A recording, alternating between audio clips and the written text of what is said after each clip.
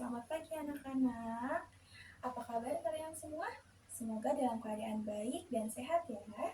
Ya, sebelum memulai pembelajaran, alangkah baiknya kita berdoa terlebih dahulu.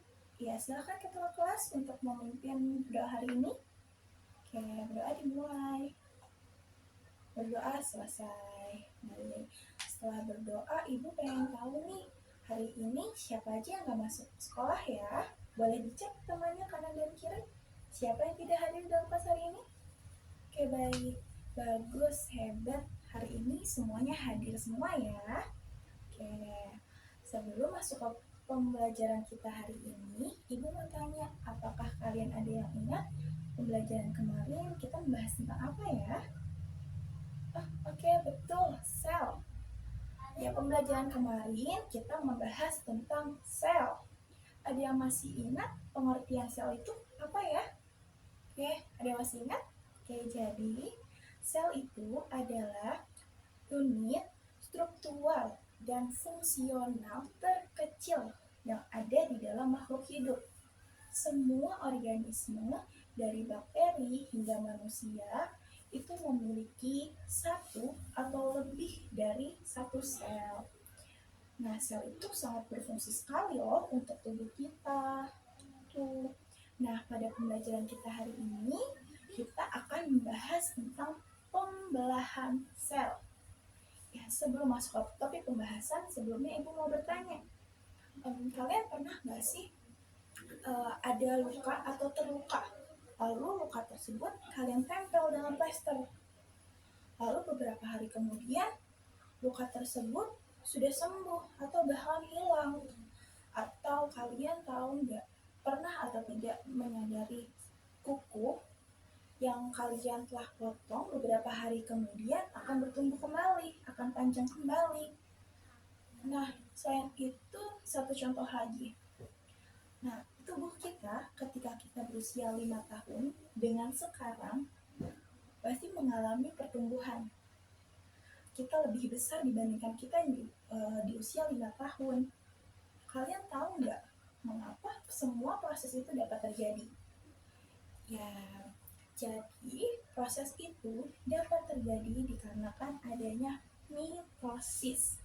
Ya, apakah kalian tahu dari contoh-contoh yang Ibu sudah berikan? Apakah kalian dapat menyimpulkan atau menggambarkan bagaimana sih mitosis itu? Atau apakah mitosis itu? Apakah ada? Oke, itu ada ya. Jadi, mitosis itu adalah salah satu jenis pembelahan sel. Nah, mitosis ini harus dilakukan karena sangat penting dilakukan untuk membelah sel.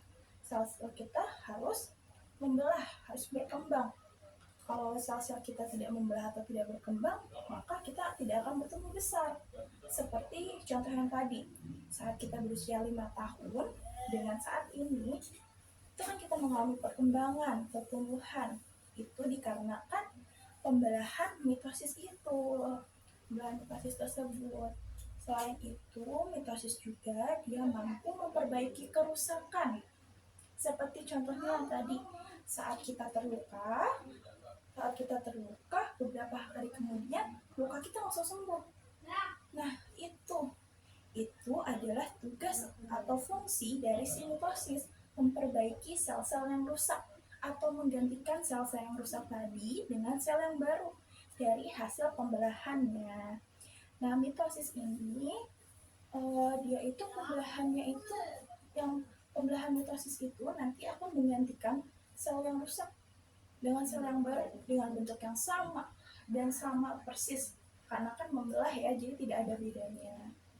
Oke, yang kalian harus ingat, mitosis dengan meiosis itu sangat beda ya. Jadi mitosis itunya untuk memproduksi sel, sedangkan meiosis itu fungsinya untuk memproduksi sperma dan ovum. Jadi jelas-jelas berbeda ya antara mitosis dan meiosis ya. Nah, pembahasan kita sampai di situ aja sebelum Ibu mengakhiri pembahasan kita kali ini. Jadi Ibu punya tugas. Nah, tugas ini dikerjakan secara kelompok. Oke, jadi Ibu akan bentuk kalian menjadi 6 kelompok. Nah, tugas kelompoknya itu adalah kalian membuat presentasi yang berhubungan dengan materi kita hari ini, yaitu pembelahan sel. Ya, minggu depan masing-masing kelompok akan presentasi di depan kelas. Lalu teman-teman yang lainnya memperhatikan, ya, seperti itu ya.